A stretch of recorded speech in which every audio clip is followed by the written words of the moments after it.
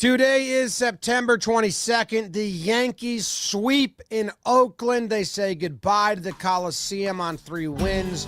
Magic number is 1 for the division. How about it? Let's talk Yanks. Talking Yanks with old John Boy, Jake. Bam. Recaps galore, weekly awards, stat lines, steam and hot takes. Get your Yankees news from these two fine dudes. It's time for Talking Yanks. Yeah. Talking Yanks with old John Boy, Jake. Talking Yanks with old John Boy, Jake. Well, hello and thank you for joining us on Talkin' Yanks. My name is Jimmy. His name is Jake. BBD is producing away. The Yankees go 5-1 on their West Coast road trip. 1 loss more than I requested from Boone, but also the magic number to win the AL East is 1. The magic number to win the American League is 3.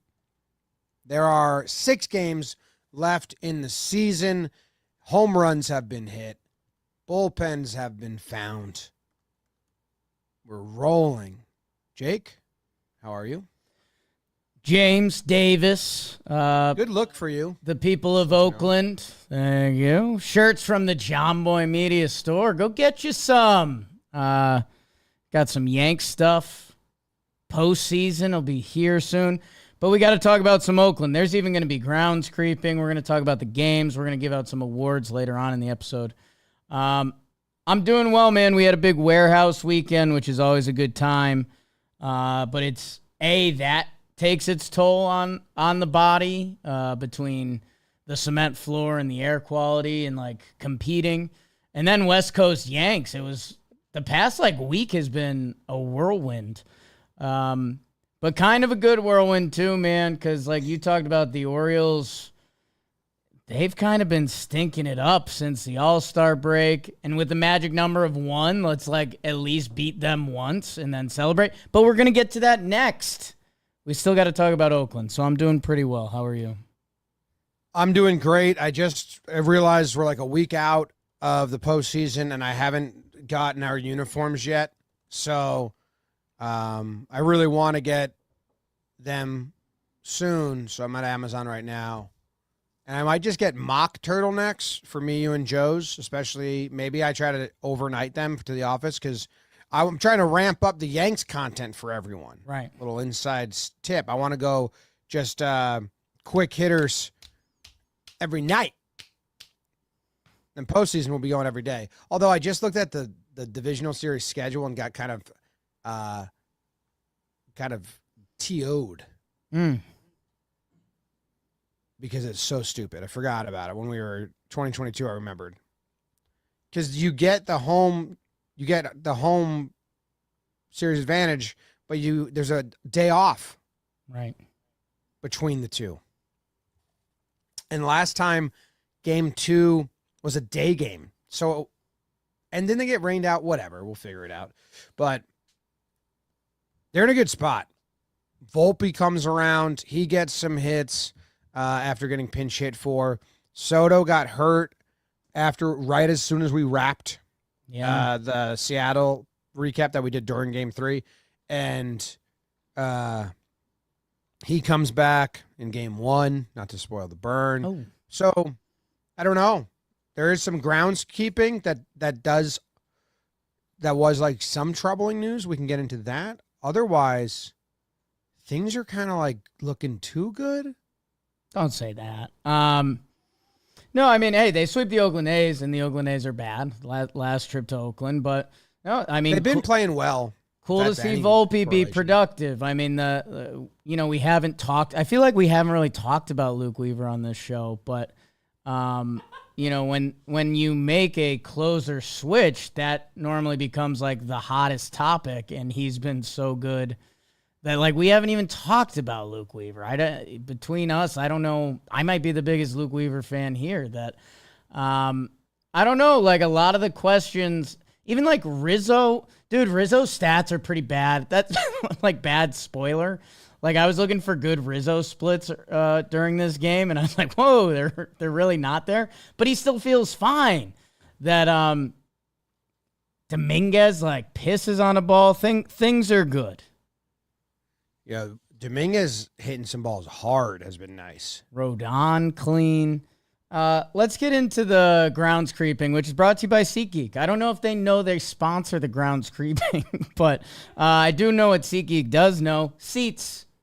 They're the geeks of seats. And with code YANKS15 in the SeatGeek app, save 15% off your next order. Why wouldn't you? If you're getting the seats, that'll save you 15%. Kind of a no-brainer. In the app, green means good, red means bad. They keep it pretty basic over there. I like that. The geeks keep it simple for us. Yanks 15. Go see a game. Go see 2 games. 2 good ones. Jake Cousins placed on the 15-day injured list with a right pec strain. Maybe that's what Joe's was feeling. He said his chest was hurting, which is a bit of a bummer because he's been an important piece of the back-end high-leverage bullpen. Now, they're saying that they expect him back for the playoffs. And if you listen to Meredith's report and Boone's pregame, in the Booneisms, it does seem precautionary. It does seem like Cousins is like, no, I think I'm going to be good. It's not elbow, it's pec. So I'm interested there because he went first. You think it's elbow, and that's scarier. He's going to be examined by team physician Dr. Chris Ahmad on Monday. Friend of the show, yes. Yeah, well, that's always up for debate because he doesn't respond to your messages. So we'll see what's going on with Cousins, but I mean, it's like this weird brain trick where I'm like, okay, right, like that's not terrible. And then I'm like, maybe that is pretty bad. Like he's kind of a big role in the bullpen. Yeah. And like right pectoral seems like right around the area where pitching happens. Yeah. So yeah, you're right. I mean, going Google Translate through the Yankees, it sounds like it sounded like it was decent news. BBD and Max were doing some of the IL math. He'll be good for the DS if they want him or no? Retroactive I believe he'll be to eligible September for 20th. Like exactly eligible. Yeah, like they won't be able to bring him back for a game during the regular season was a lot Right. of the conversation we were happening. Yeah. Like to just show us he's there. Did that but with Clay. should be fine. Should be as far as eligibility. Yeah, and like he's not when they did that with Clay, he was the closer. Right. Or him and Wandy were. They can get through the 2 first games of the DS. Right. Without using him, and that gives him until the 9th to get right. But the way they're talking, come the 5th, if they win the division, he will be ready to go. You probably just hope you get a blowout in the first 2, and he gets to get a comfy eased in. Yeah. So they brought up Clayton Beater from AAA. Happy for him. If you remember, he made his major league debut with a scoreless 3-pitch inning on March 29th in Houston and has had a 2.08 ERA across 12 games for AA Somerset and AAA Scranton Wilkes-Barre this season. So that's good. And then Cody Petit returned from his rehab assignment, reinstated from the 60-day injured list, and optioned in AAA, and they DFA'd Ron Marinaccio for that to happen.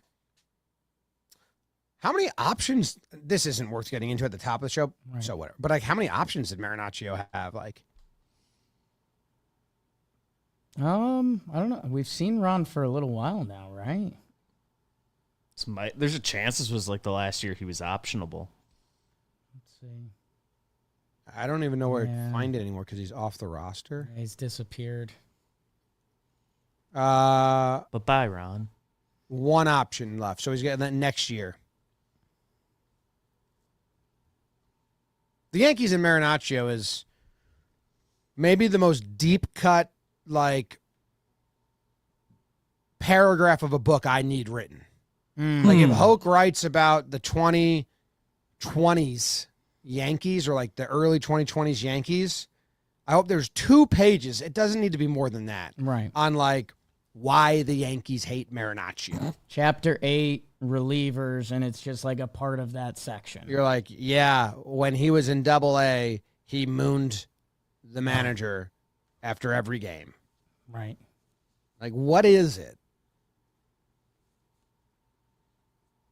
Because I don't get it. Anyway, that's the groundskeeping. That's all you got. That's good. Cousins out. Scary. Oh, I mean, DJ took swings off a tee. Come on. What? Come on. What? Let's keep it moving. That was unbelievable. DJ LeMahieu took swings off a tee. Right. Because he's fine. Well, hold on. He's hurt. Here it is. It's a hip impingement. Mm-hmm. Don't you have bone spurs in your elbow? Are those gone? Yeah, I mean, you can put me on the IL anytime. I got, sore ankle. His ankle clicks. You don't hear a lot of the great athletes say that. You want me to give you some? You guys need me on the IL. I am ready. That's you and Ryan Weber. My ankle clicks. My hands are a little inflamed at all times. That's been going on 3 years now. Doctors can't figure it out. Serious hand inflammation. What We were on Lou Trevino watch. He was shut down. Shoulder. Yeah. Bye. Yeah. Yeah, he got shut down for the 5th, 6th time. Hey, okay, yeah, I was going to play a very bad game because this should be a great episode, and it will be a great episode. Top 75% episode. I was going to say, like, if there were injuries, how many injuries deep do you have to get to DJ? But, like, I think Ben Rice trumps. Maybe he's been crushing in AAA, someone said to me. Peraza, Duke Ellis, Carlos Narvaez. And then we're in DJ territory. So we'll see if we get there. Yeah. Okay. Let's burn game 1, dude. Game 1 was probably the best game. Gotta let it burn. He's having a bad time. It's gonna burn for me to say this, but it's coming from the heart. A long time coming. 1,000 bottles. Baby oil. 1,000 bottles of baby oil for Diddy. 1,000 bottles. Can't do that. It's so many. Think about a pile of 20. That'd be big. Gerrit Cole would lead the Yankees into Oakland one last time before they move. Late nights on the East Coast means some JT gin and tonic nightcaps, but the Yanks would only pour in one. Anthony Volpe's an RBI single in the 5th. Shea swung from the Langeliers for an RBI hit of his own. 1-1 into the 5th. It'd stay that way into the 10th. Cole throws 9 innings of 2-hit ball, 1 earned run, 7 Ks. Buenos Cantos, an ET pass ball as an alien comes home. Generational pinch hitter Juan Soto, and Volpe serves up another. A little fortitude by the A's, but it's not enough. Jim, Cole to Weaver, fortitude Yanks. Cole Weaver would be a good name. Yeah. It would work. It would work in a lot of facets of life. Yeah. Cole Weaver. Cole Weaver. That, like, I think you could do some, like, grimy stuff with that name. I think you could do some high-level stuff with that name. All right, here are your options. What's your favorite name out of the next 5? Gerrit Cole. That's 5's a lot for me. Luke Weaver. Okay, their names. Luke Gerrit. No. Gerrit Weaver. Weaver Cole. Definitely not. Cole Weaver. For me, it's Cole Weaver. Then Luke Weaver. I got Cole Weaver 1-1. Luke Weaver 1-2. Was Luke Cole an option? That wasn't, because I only did 5. Right. But Luke Cole and Cole Luke. No, Cole Luke's not. Luke Cole would be top 3. Cole Luke. No. Luke Cole makes my top 3. I don't know where it falls. Luke Cole's my 1. He's a country singer. Yeah, well, it's Luke Combs, my friend. Cole Weaver's my 1. Cole Weaver in the right, yeah. It's a good name. Weaver Cole. It's bad. Can't do that. It's bad. Your first name's Weaver? Weaver Cole. Yeah. Okay. This game was cool. Yes. Hey, how about Jameson Tyone?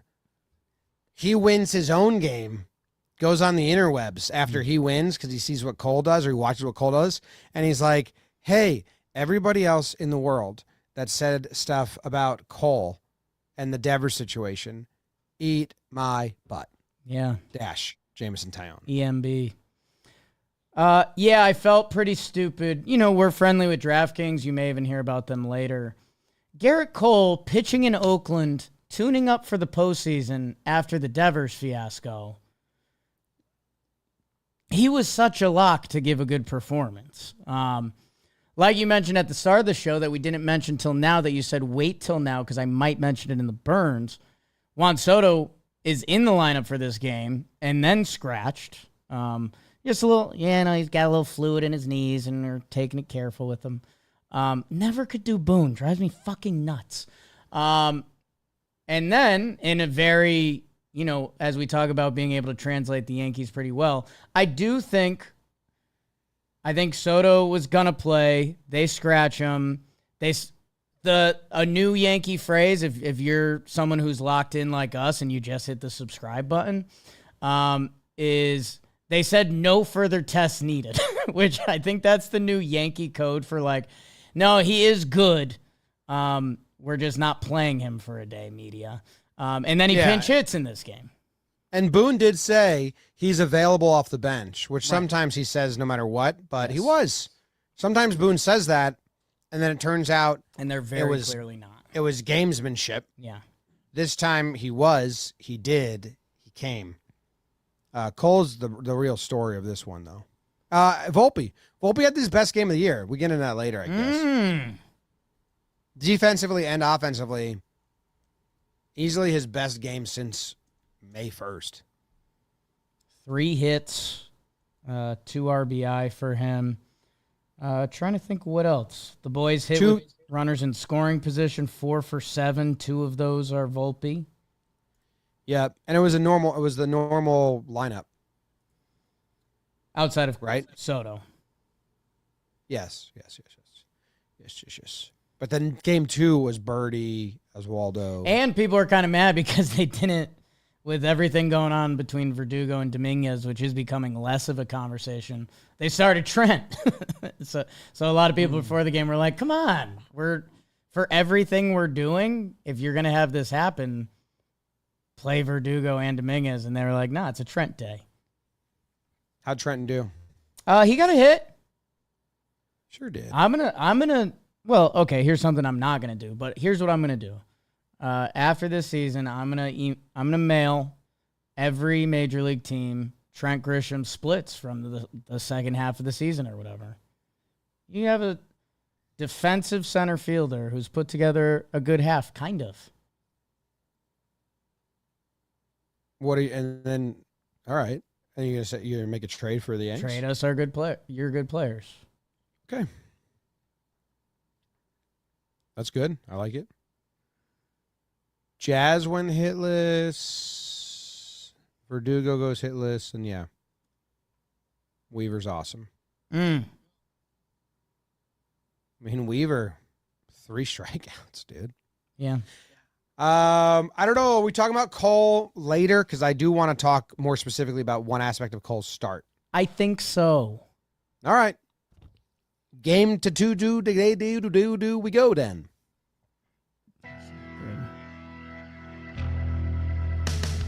Yankees would try to sears up some steaks against former Yankee farmhand JP, while current Yankee southpaw Carlos Rodon would try to bring his own meat to the party. What?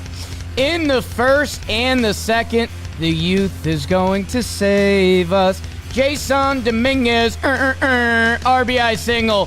Volpe Yabo, it's 3-0 Yanks. Top 3 hit the lights and hit the music. Giancarlo. Let the rhythm take you over, Giancarlo. Te quiero. 3-run homers. It's 6-0 Yanks. Meanwhile, Rodon was strong. 6 innings pitched, 0 earned runs, 4 Ks, and the judge orders this one to be over. Home run number 54, some late-night Gleyber bombs. Rodon to Leiter to Meza. Yanks win 10-0 final. Now that's a ball game, Jake. The Yankees won a game versus a lefty, which makes them now 20-23 against lefty starters.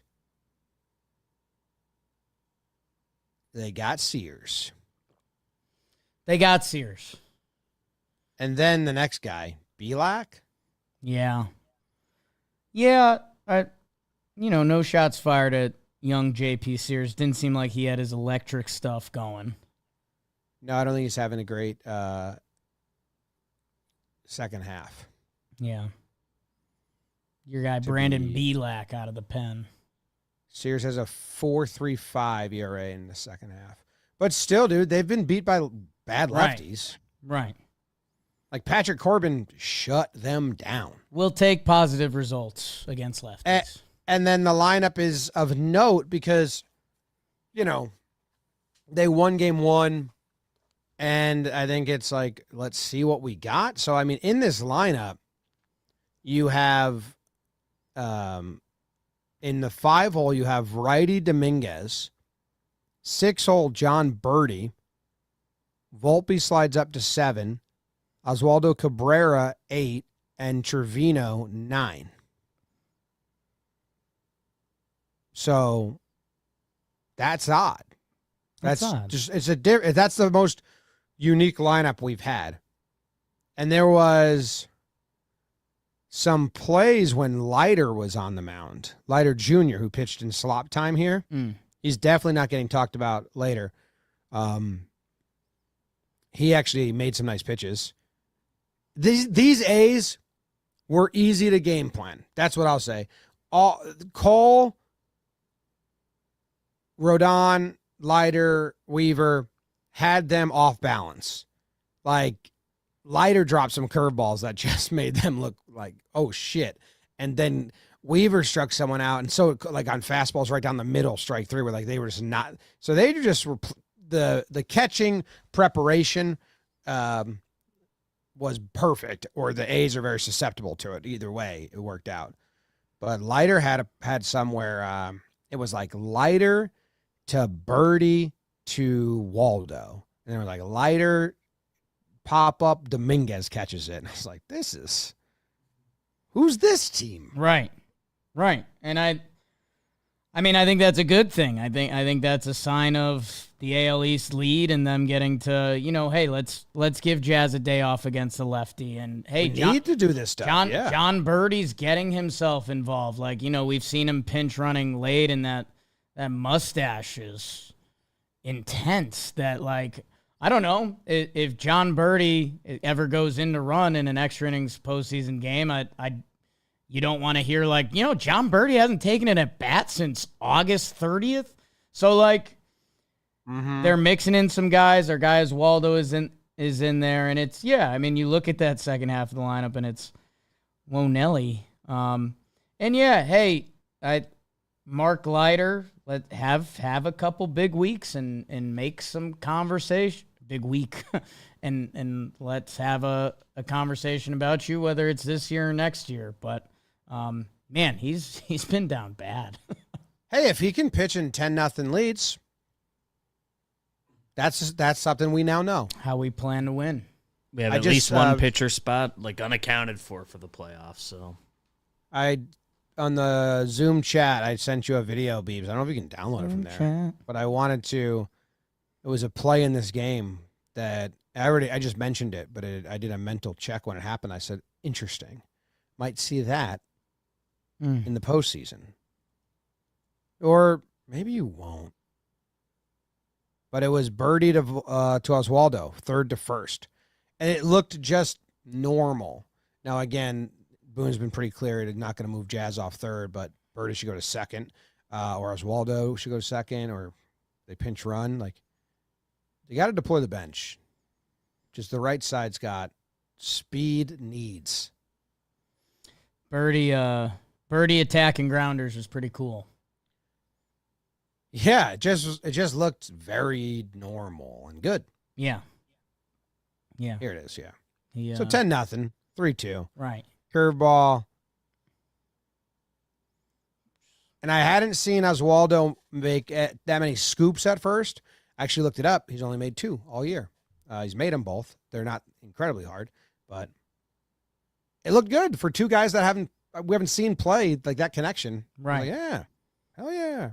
Yeah, I mean, if you really want to daydream for a conversation another time, but, this Yankees offseason where Soto is going to be a lot of the discussion, and second base, first base, I think the Yankees have second and third base options between Oswaldo, between Birdie, between Jazz, between Peraza. Like, I think they've got their bodies for second and third that, after re-signing Soto, like you've mentioned, they're not going to have a ton of money to spend, but I think they'll have money for a first baseman. So that's a little future talking Yanks. Yeah, I got $20 million to do bullpen and first base. They have all the other positions pretty much covered. Easy. Yep. We don't pay for bullpen, bro. We're the Yankees. Not anymore. Look at Luke Weaver, bro. Sure. But it got pretty tough this year. Yeah, pay for a closer. Yeah. That's future stuff. Canely back. Nah. Honestly, I love, let's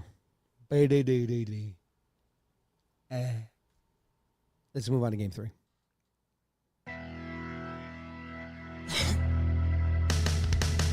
Bring your broomsticks to the stadium as Heel and the Yanks try to sweep Joey Estes, the A's, and the Stray Cats out of the Coliseum. Bottom 1, Tyler sodomizes the Yanks. 2-run double puts the A's up. Alien sighting in Oakland as Dominguez goes big fly to right. 2-2 after 2. Jim, what's 407 times 2? 814. The answer is 2. Math. Gleyber and Judge both hit 407-foot homers. Incredible fortitude to make it 4-2. Jazz sacrifices himself for the team. Watch Transformers. 5-2 Yanks turns into 5-4 as Hamilton can't heel peel. But it's double the pleasure, double the fun as Big G and Austin 316 get RBI doubles. It's Heel to Hammy to Hill to Holmes to Weaver. Yanks sweep in Oakland with a 7-4 victory. Heel to Hill. Heel to Hammy to Heel. Yeah, I never realized we had a heel and a hill. Trying to tell you. I've gone heel to hill a couple times. Good game. When Martian hit that homer, Katie said, "Oh my goodness, like he hit that one." Kay did too. Yeah, it's awesome. He roped another one as well in this game. Rizzo also had a hard hit ball in this game that was good. Nice catch by El Butt. Yeah. Yeah, it kind of goes back into your game planning and some of the defense we saw from El Butt in Oakland. We saw some checked out Oakland Athletics players. The Judge double in this game to Seth Brown that he just didn't approach like a major leaguer defending against a double. But that's none of my business. No, but what is your business is they used Clay again. Yeah. In a situation that he should not be used in. And first batter, ground ball single. Next batter, walk. Leave him in because he's got to face 3. Strikes that guy out. Great. Thanks for doing like a nice out on your way out because he was coming out no matter what. Because the guy was trying to bunt. Yeah. And, Weave's got to come in and clean up his mess. And does. Yeah. Because if he doesn't, was it enough runs for Clay to get his 3-run lead at that point? Or what was it at that point? No, they didn't. No. They tack on a run after that? 2-run lead. So if those 2 runs score, Clay ties the record for most blown saves in a season ever. Yeah. So Weaver Weave's like, hey, dude, I already got a new job here. Right. I don't need you to, like, making messes. Now I got to do my job plus picking you up. Anyway, Clay can't pitch anymore, dude. It's like, how many more times do they have to try this out? Yeah, I mean, this was kind of a good example of what I was trying to say of, like, let them get more of this evidence because then they have less arguments. Been a lot, though. Yeah, and here's another. So, like, that's what I'm saying. It's been crazy. That's more ammo. Yeah, I try not to steal lines for Burns, but this is topical. And the Burn's over, so I didn't steal it. Yeah, you did. Because I don't want people to be, like, competitive about it. I don't know. Because sometimes who's competing with stuff. You? Well, I get a lot of, like, tweets and DMs, but I don't want to make that part of it because it takes away from my end, and I don't know.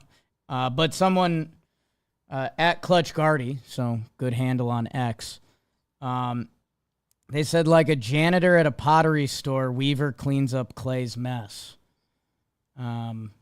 That's good. I don't know. I don't know if stealing is the right word because they're gifting you that. Right, and I shouted them out. But, yeah, I don't want it. It's not a thing of habit is what I'm explaining to you and the people. Okay. Send Jake your words. Nope. And he will disregard them. Yeah. Judge homers 55. His numbers are insane. Stan got into a couple balls this game. Tim Hill, 5-pitch inning. Strike 1, strike 2, strike 3, L-butt, you're out. Rest of the A's are like, that looked awful. I'll just swing at the first pitch. Fly ball, ground out. Done. L-butt tried, too. He swung at the first pitch. Yeah. Tim Hill, man. Sure. Like, he's going to be pitching in a big moment, and we haven't processed that yet. You know what I'm saying? People are starting to. Like, 'cause there was, like, an article about him recently. Maybe it was The Athletic. I'm not sure. Tim Hill. Now, this works. If you want to say this is a rude metaphor, okay, then that's on you because this works. He's like, I watched this video where they found this dog, and it was so matted that you couldn't even tell it was a dog. Right. And it was like gross. And you would walk by it and you'd be like, ugh, I don't want that, And it was living in White Sox world. Like, Tim Hill's a rescue. And the Yankees rescued him. And when you rescue a dog from a situation like that, from dire straits, the loyalty return, all of a sudden they're a good boy. The dog, they're like, he's the best. And he's so loyal. That's why Tim Hill's been so good. Do you see the White Sox? Yeah. I mean, he probably wakes up every day and looks at that box score and is like, oh, my God, thank you so much. Maybe he played himself off the White Sox. Yeah, smart. It's working out. He's the best. Well, Weaver, then Hill. Okay. Mm-hmm. Canely?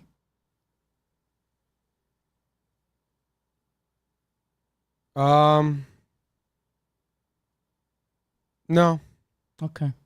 But I'm not talking about I'm talking about skill. You're talking about if our bullpen were rescue dogs, how much you would love them. And Tim Hill would be your number 2 dog. Yep. I get it. Ian Hamilton be like, still got a lot of rescue in him. Yeah, you and you'd still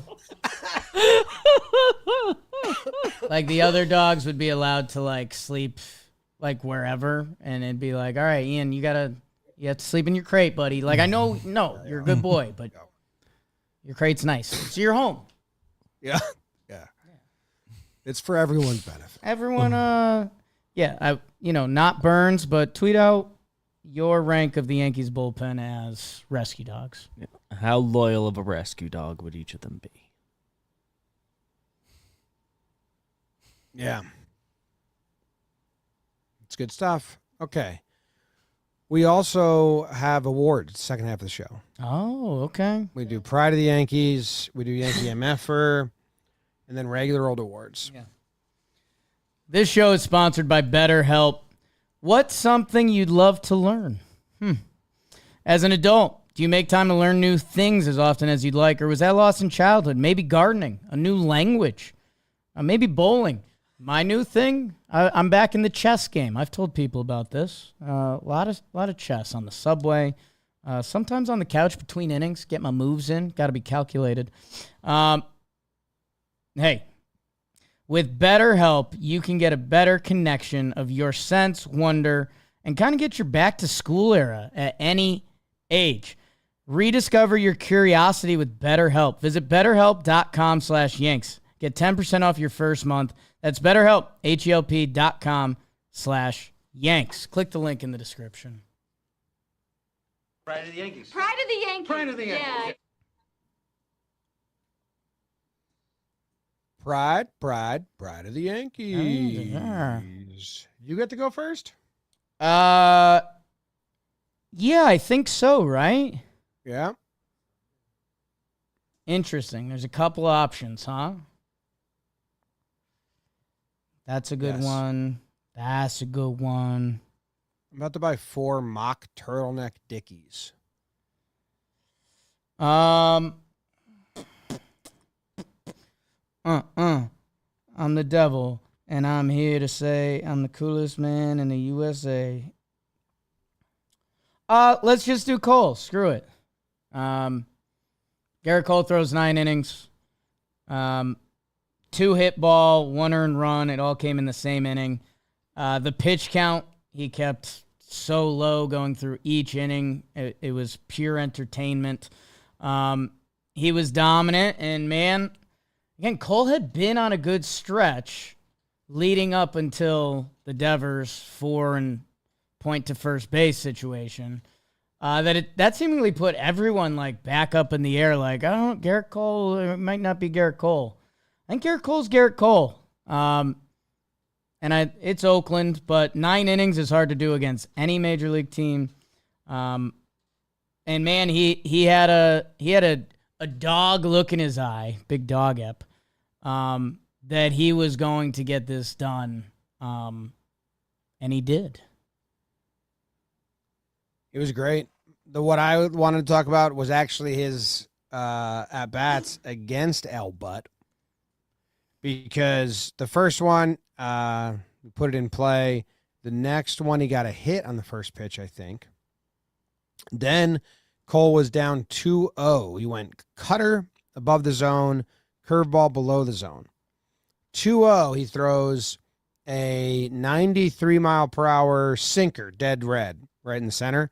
And Butler took such a big swing, like a huge swing. And back in the old days of old head pitchers, they'd be like, that was a disrespectful swing. You think you can swing that big against my pitch? Which is a ridiculous thought process, Right. but I also appreciate the competitiveness of it. And I was watching that, and I was like, what is Cole going to... in my head, I was like, I think Cole's going to see that and just be like, you think you can hit my fastball? Here you go, kid. And he did.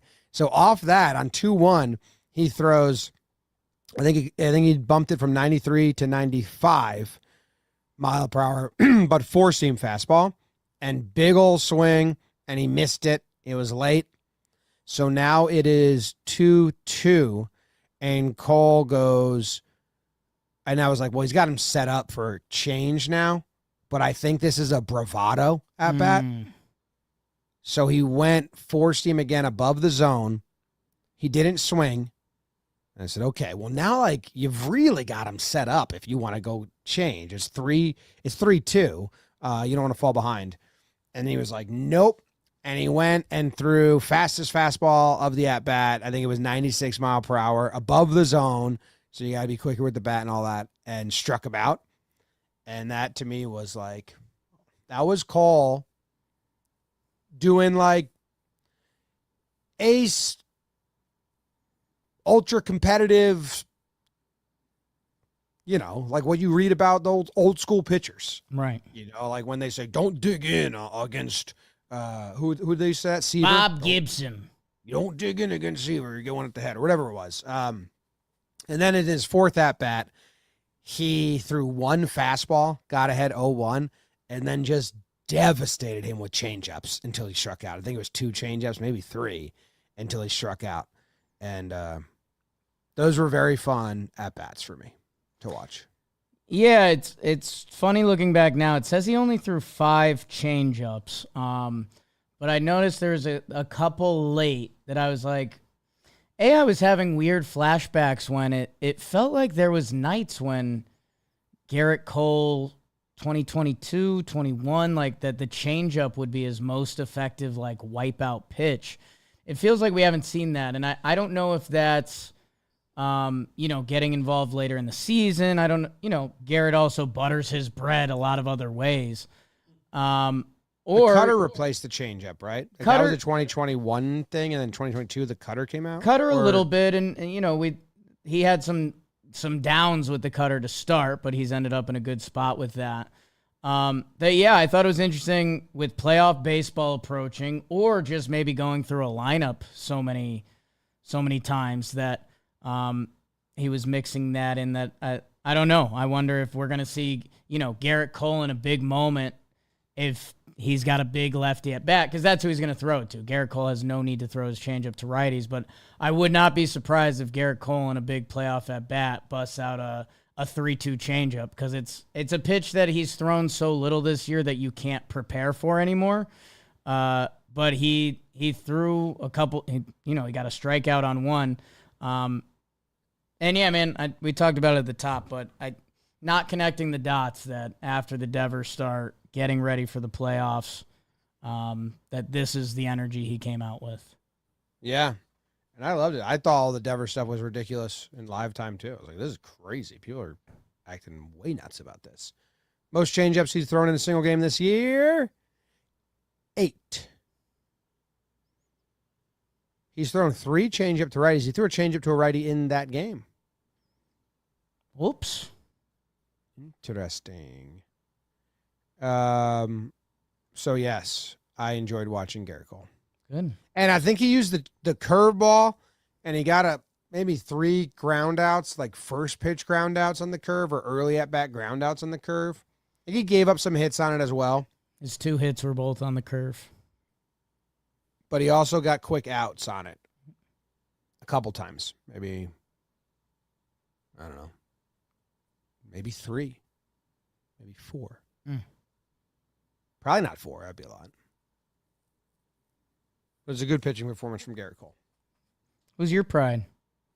My pride, now this is a tough one because there's a lot of deserved people. Yeah. Aaron Judge had a .615 on base percentage. That's good. There's another guy that came out and did some stuff that I was proud of. You got, if I got to be earnest again, then I got to be earnest.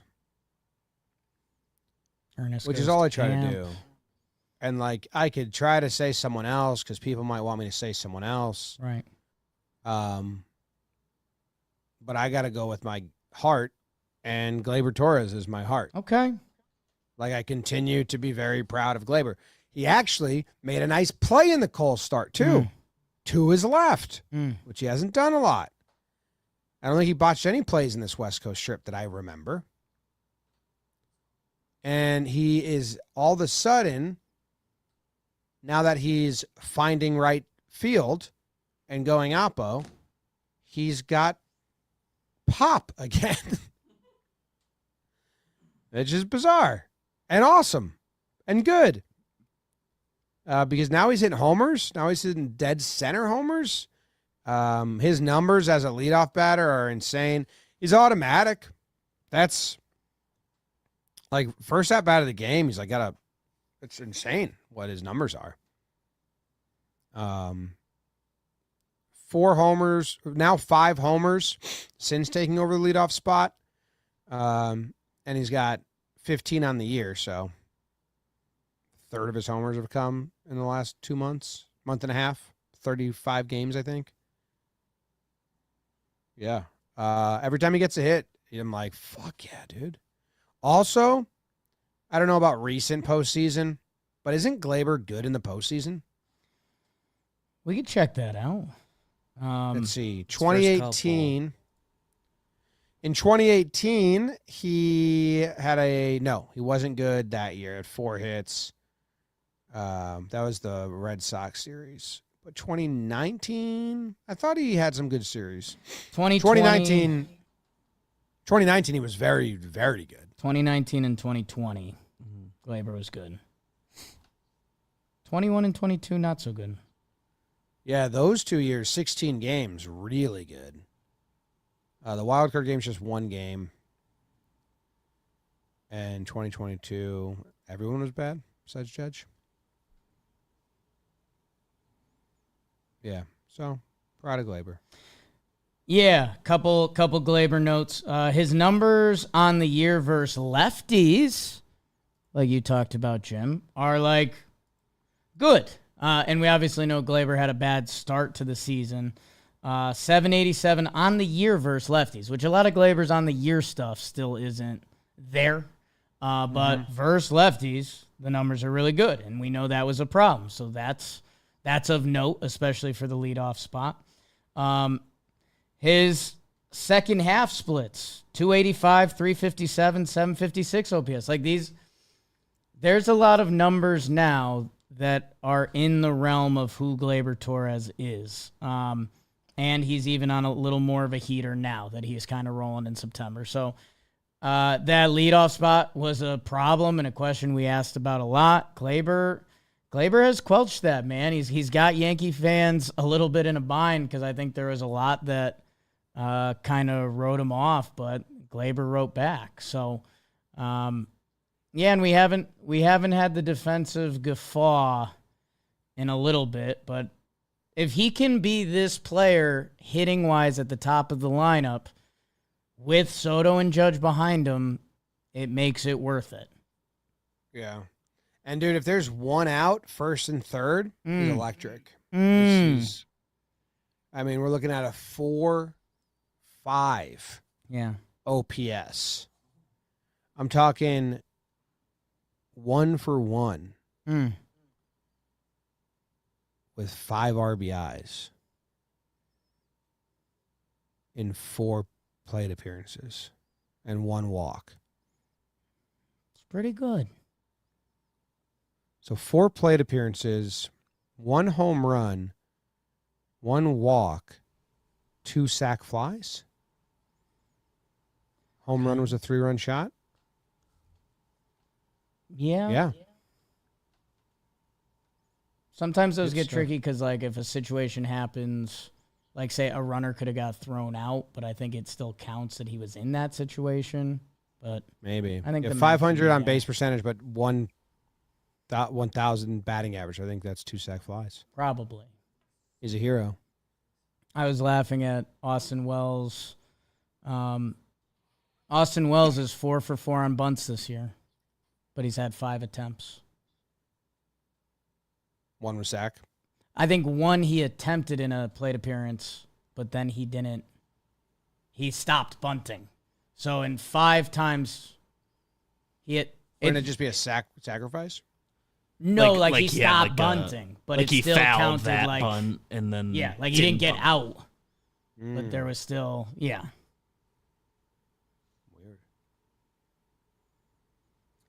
Deep part of the ballpark too. Dead center in Oakland. No joke. Yeah. He's been great. I think he has a 458 batting average or something like that. First inning. First inning. Go Gleyber, go. Yeah. Go get paid. Have a big October. Enjoy it.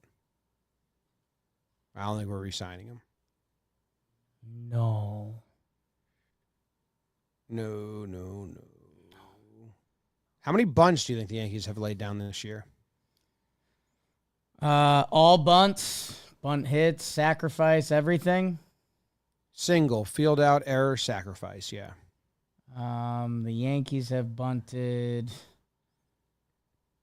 25 times. 40. Okay.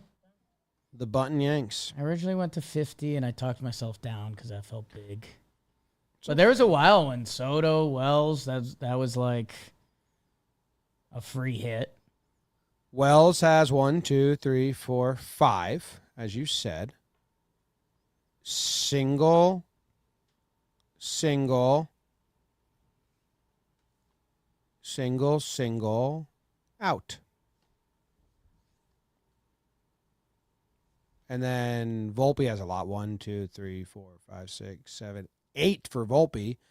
Verdugo, 1, 2, 3, 4, 5. Trevino 1, Gleyber 3, Soto 1, 2, 3, 4, 5. DJ 1. Jahmai Jones 1. Ooh, Trent Grisham the leader. 1, 2, 3, 4, 5, 6, 7. No. Doesn't take him. Oswaldo 3 and Birdie 1. So the one, he's 4 for 4 with a sack, Wells. Yeah. Yep. And the sack, he almost was safe. The said safe, and then they replayed it. He was bunting for a hit, but maybe. Well, yeah, it was ruled a sacrifice. Yes, runner advanced. Yeah, Gleyber advanced on it, but he was almost safe. Yeah, Volpe popped out. Mm-hmm. Misses the pride gets that mention. You Yankee motherfucker. Good to see Brad. Oh, yeah. Why do you gotta be so good when it feels so good to be Their Brad? bench coach. Dude, I haven't heard about him in forever, to be honest. We haven't swept in forever. No, but I haven't even seen him. You put a block on. There were some Brad dugout cuts this series. But they're not talking about him. No one ever has. That's Yeah. rude. My dad said he played golf with him once. Don't think either could truly confirm. I don't think your dad played golf with him. When would he have played golf with him? Where? Brad Ausmus is like a Connecticut guy. Just I mean, I realize there's more layers that needs to happen to get there, but Yeah. it's not out of the realm. Born in New Haven. But they just like showed up together? Jimmy, Like, always, got always assigned with the the same questions tee time? with you, dude. Never just surface level. On Kinda August needs a 20th, follow-up. after one of the episodes of Talking Yanks, my dad texted me, I once played golf with Backyard Brad. Brad Miller, maybe? No. It was after the Boone interview where he laughed after I called him Backyard Brad. Maybe it was Top Golf. No. My dad's never been at Top Golf. Maybe it was that Jackson Holiday. Not race. words. Not words. The video game. Golden Tee. Golden Tee is the words. That'd be hilarious if your dad was like, it was Golden Tee. That's not out of the realm, but I don't think that's what happened. Okay. Okay. Brad Ausmuth, Yankee MFer. I think Jake goes first. Oh, I thought he just did it. Regular awards. Regular awards. Yeah, there's a whole convo. And didn't know if he declared. Yanks swept. And you can clean up at the DraftKings Sportsbook. There's a chill in the air, late or early these days. Leaves fall into the ground soon. Football every weekend. That's true. And get in on the actions at the DraftKings Sportsbook, the number one place to bet touchdowns. All new customers who bet $5 will instantly get $200 in bonus bets when you use code YANKS. Nice. Download the DraftKings Sportsbook app now. New customers use promo code YANKS. Bet just $5 on any wager and get $200 in bonus bets instantly. That's promo code YANKS only at the DraftKings Sportsbook.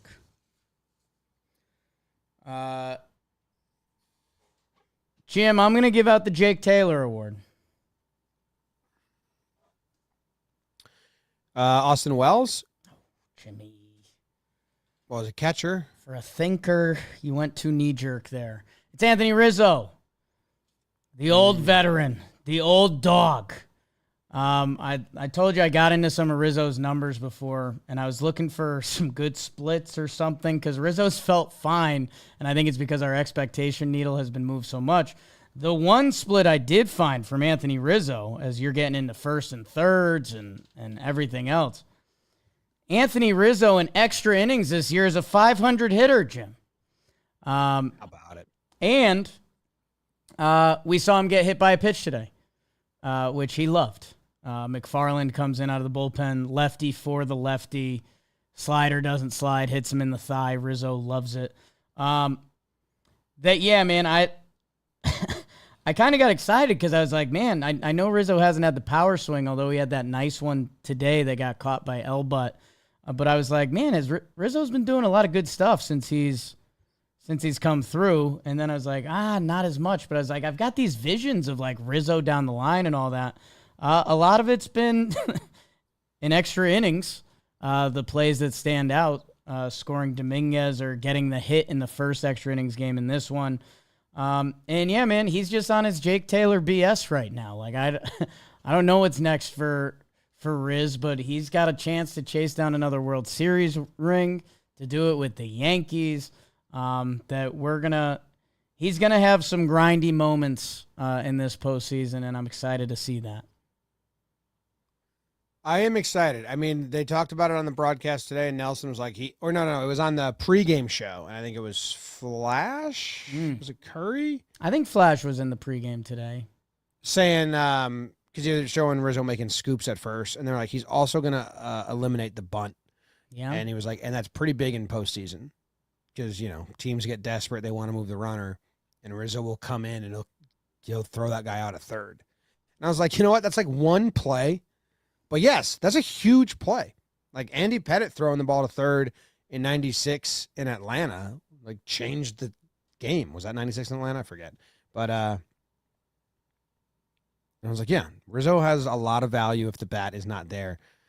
I would be interested in like some of his outs because I feel my gut is, the stats aren't there, but the contact is like, good idea.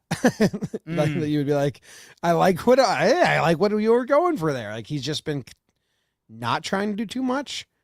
And if it was to find grass, you'd be like, there you go. But I have no way to back that up. I mean, I could go look at it. It would just take a little bit. Yeah, and that's where he hit a good one today. It didn't get out in Oakland. That it was like, oh, is that gonna change things? He made a nice stop. It ended up being a one hopper on a line drive to him today. And I was giving him credit, and maybe I misread the situation. Maybe, again, it was Jake Taylor of him.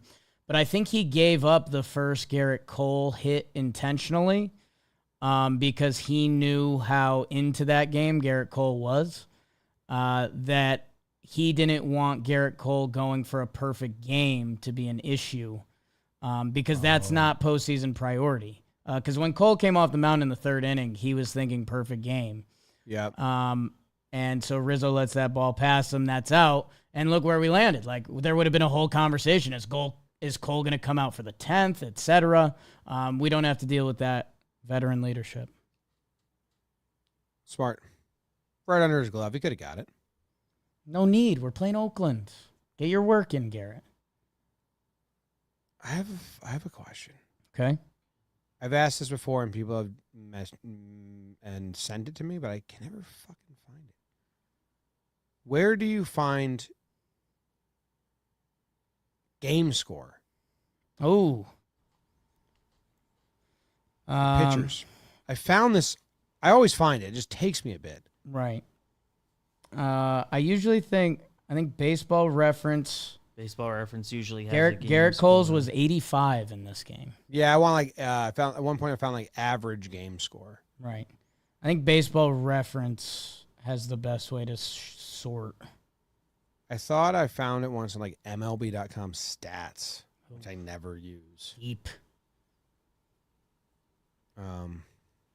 It's kind of bothering me that I can't figure this out. Okay. Value? What's pitcher value on Baseball Reference? Oh, some stats. Runs per 9 innings pitched difference for pitching in extra innings. What the fuck is that? Yep.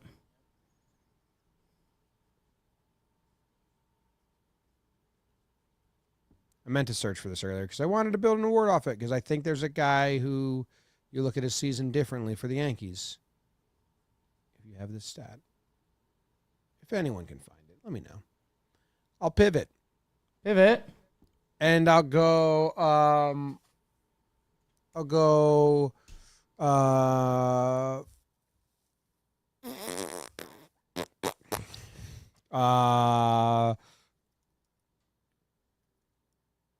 Crock Pot Award. Crock pot. A lot of crock pot in my house growing up. Never mind. Okay. A crock pot is not a pressure cooker award. A crock pot is not a pressure cooker award. I thought it fucking was. It's not? Whatever. Then it would be the pressure cooker award. And then you would be able to guess it much easier, in my opinion.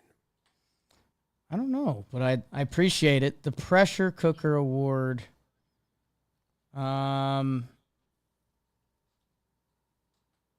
Luke Weaver. No. It's Volpe. Okay. He got pinch hit for. Right. Late and close. As Waldo came in. Kay was like, well, it makes sense, but yeah, you don't expect to see this because they've stood by him all season. And then the next game, Volpe opens up with the RBI, and then he gets another hit. And then Kays and Nelson are in the broadcast saying, well, last game he got pinch hit for. Maybe that was a little bit of a sign. Maybe that ramped it up for him a little bit, get going. Who knows, right? Who knows?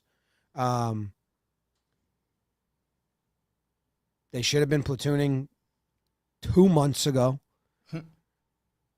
But Volpe responds to being taken out of the game because they think someone else could do better than him.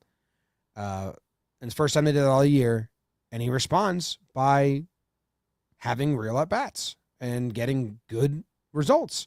Like that game, in game 1, he has 3 hits. He has an RBI in the first at-bat of the day. He has a hit in extras. He has a hit in between. And he made 2 really good plays in the field.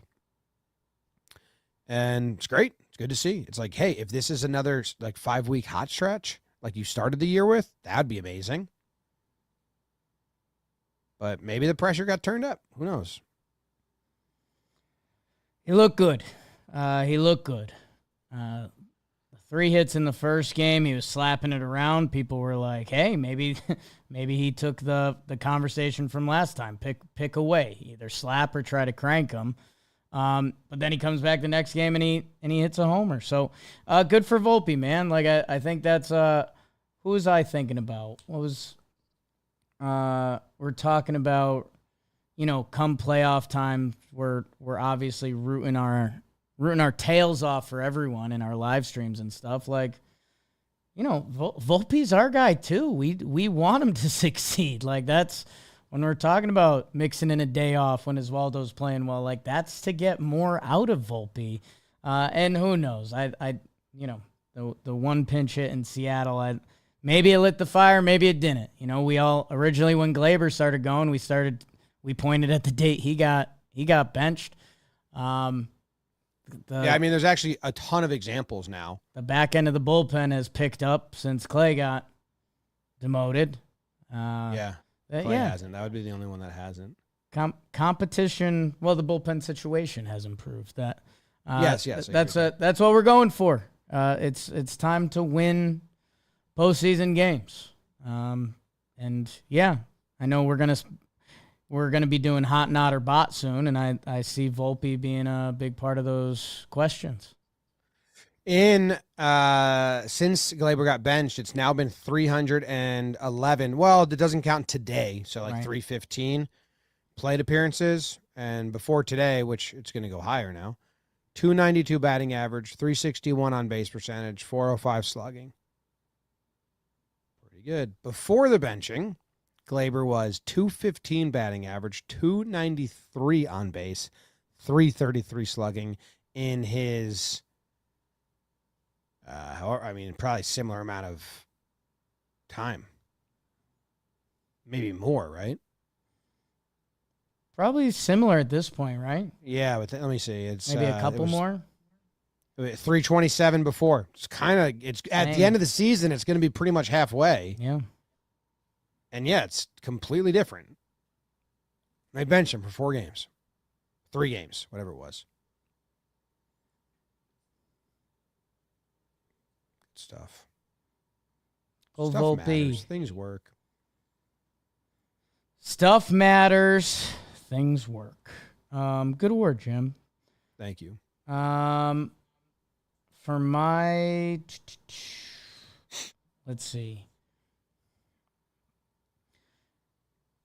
No, I don't want to do that. That's obnoxious. Let's do the. Is that important? I think let's do the Stop the Fight award. Stop the fight. Stop the fight.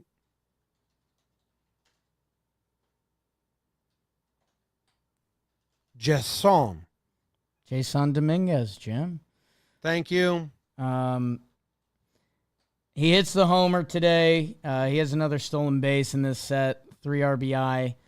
And, I saw, excuse me, there was a couple, forget if they were Instas or tweets, and they were, Dominguez has as many home runs as Verdugo since June or something like that, whatever it is. Going back to early Talkin Yanks days, I think something we brought to the table that I believe is very true in baseball that numbers won't always be able to quantify is being a threat.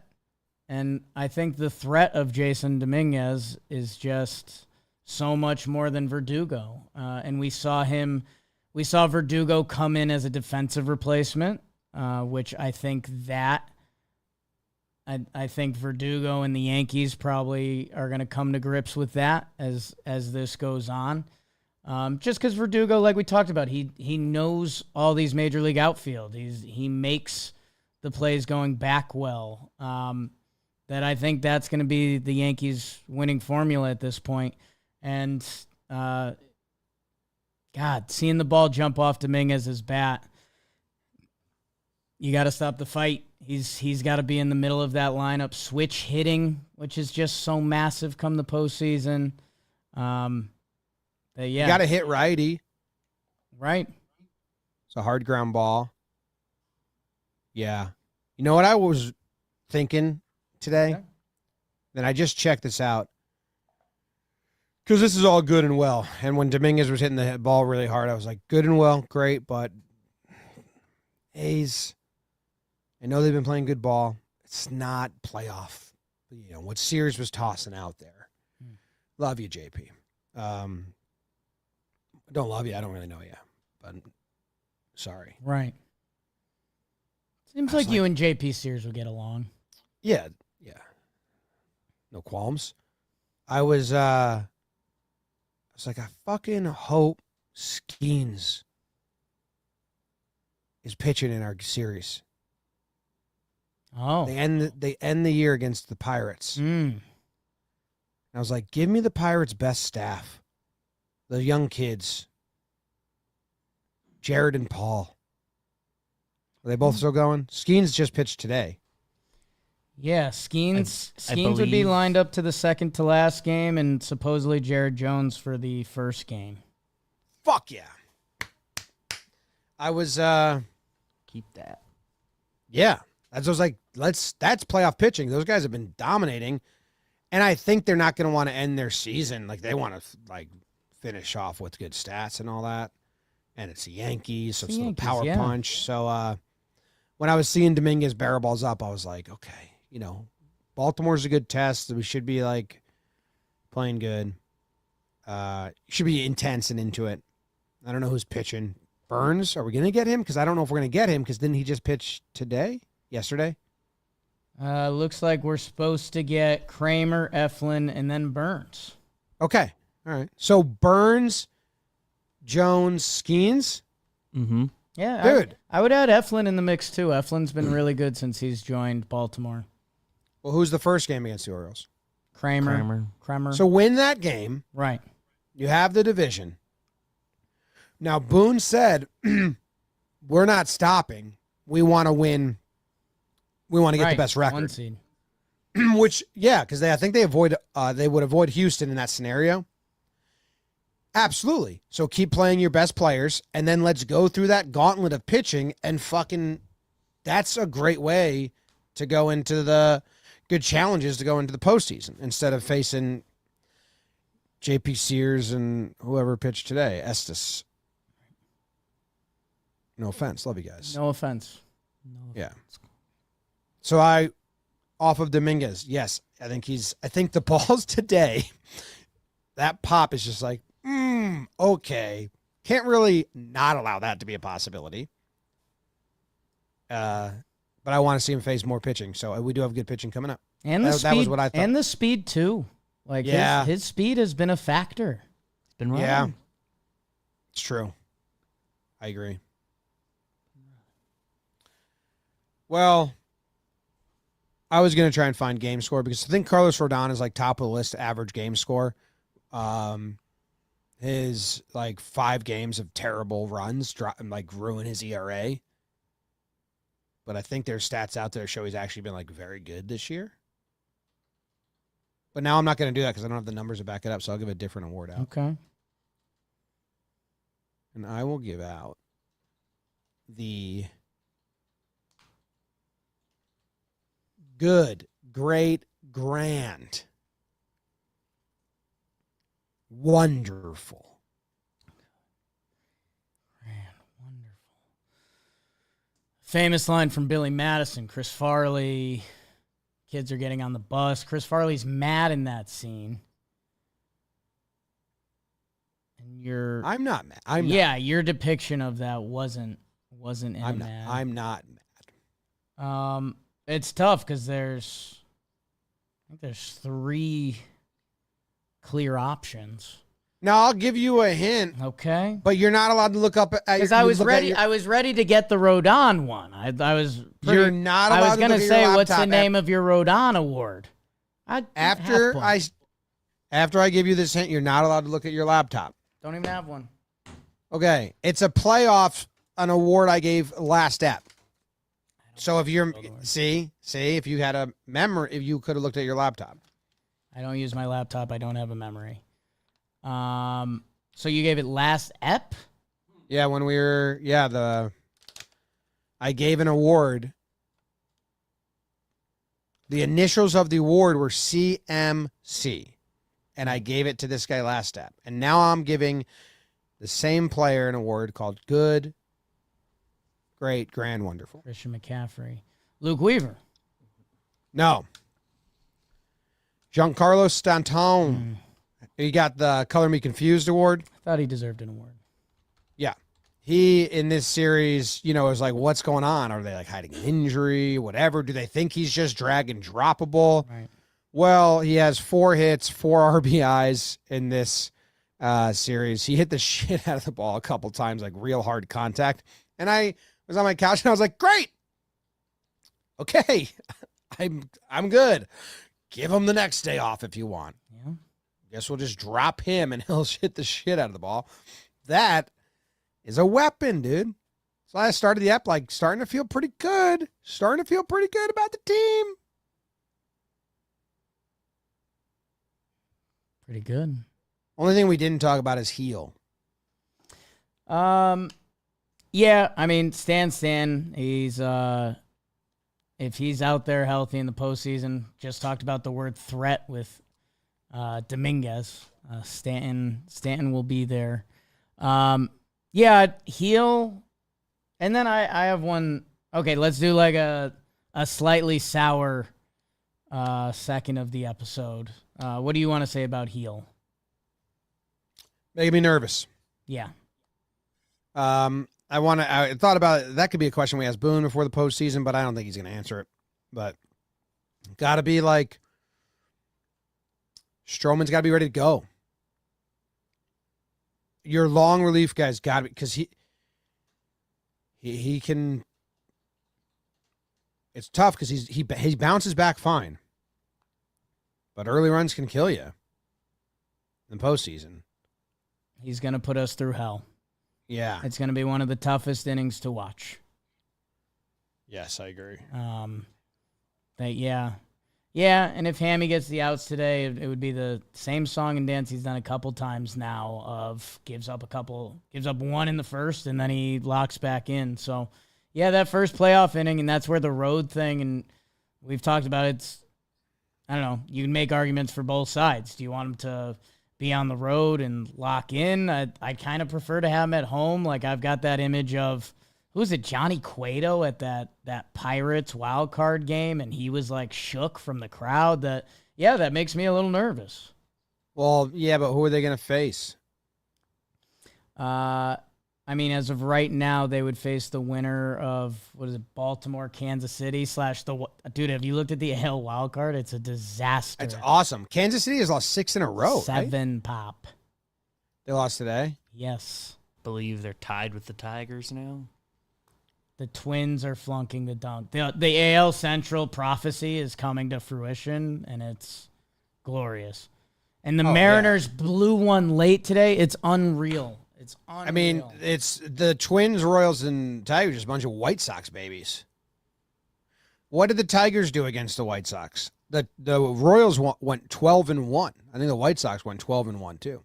No, one of them went 10-2. I think they've done well against them. I don't have the numbers off the top of my head, but. Are you rooting for the Tigers? Hinch takes down his old team? I mean, there's a fun story there. They have Scooble, who's probably going to win the Cy Young. And, dude, they're all kids. Like, it's insane that it's fun. Like, just the way they act is very opposite of Yankees, but not in an obnoxious way, not like a college baseball team. It's just like, oh, my God, we're playing Major League Baseball. Okay, so the Tigers went 9-1 against the White Sox. Mariners should be furious. Their fans are furious. They were up. Boston would be ahead of all these teams if the White Sox were not the worst team ever. Boston flunked the dunk this year. The Mariners. Well, also, the White Sox, dude, just getting to play them that many times. The Royals went 12-1 against the White Sox. Hey, they were probably saying the same those Rays years, that the Rays were awful. So. Well, they were never as bad as this White Sox team. Yeah, but the Orioles went, 18-1 one year or whatever? Like, that dictated things. They did. You know? But this is the whole division. Right. Right. It's like, it really calls for not having divisions. Minnesota went 12-1 against the White Sox. Oh, my goodness. So the White Sox were just especially bad against their own division? That's crazy. It's tough. To wrap it up for you, who else is in? They were good against Cleveland. Cleveland went 5-8 against the Cleveland went 8-5 against the White Sox. I think that's the best record the White Sox have against someone in the division. Yeah. Wait, does Detroit have more games against them? They may finish with them. I forget. Because they've only played 10. So, yeah, they have 3 more. Seems like it. That's helps. Fucking great news. Even though the White Sox won like 3 in a row at one point. So the White Sox 1-9 against Detroit, 1-12 against Kansas City Royals, and 1-12 against Minnesota. They won 3 games against Minnesota, Kansas City, and Detroit, and those 3 teams are all fighting for a wild card over Seattle and Boston. Otherwise, they'd be pretty much under 500. Yes. The last time I did this exercise, the Royals weren't. The Twins were. They were like, yes, they dropped like 5 teams. Yeah. The L7 has hurt the Royals hard. Yeah. Damn. Well, that's a fun race. My only other sad Yankees note is we're seeing Jazz's first like slumper, which was going to happen. He came out of the gates nuts. He was playing better than Soto and Judge, and that's kind of what I was saying at the time. But it's not a concern. It was going to happen. It's kind of been happening. Yeah. Yeah, he still can provide within the slump a little bit. Like, in his last 15 games, his slash line's awful. But he's got 5 stolen bases. And 4 runs scored. Not good. He got caught stealing twice, picked off twice. Or caught stealing twice, picked off once. So it could be higher. Gets runners over. Today he drew the walk in front of Dominguez, who on a tough 3-2 pitch he didn't chase. I thought he was really going to chase inside. So yeah, The sac fly he really drove. Deep part. maybe he's not used to that Seattle, Oakland, West Coast trip. Yeah. Because does the NL have a version of that? It would be Colorado. Because Seattle's the farthest away from any other team. Right. And then the Oakland's the worst environment. San Francisco, Arizona, something like that. Yeah, if you're from Miami, yeah. Vancouver, if your flight gets lost. National League, NL East, what's jolly? What's like the road trip that people talk about? Because in the AL East, it's the Seattle, Oakland, and if you do like Seattle, If you do a trio. Oakland, Anaheim, Right. that's like the death schedule. That they're like this stinks. Yeah. I wonder what that is elsewhere. Okay, that's the episode. We'll be back tomorrow night, hopefully. Hot, not, and bot. Go Yanks. Tell them, Grams. Go Yankees. Let's go Yankees! Let's go Yankees! Let's go Yankees! Hot, not bot. Hot, not bot. Hot, not bot.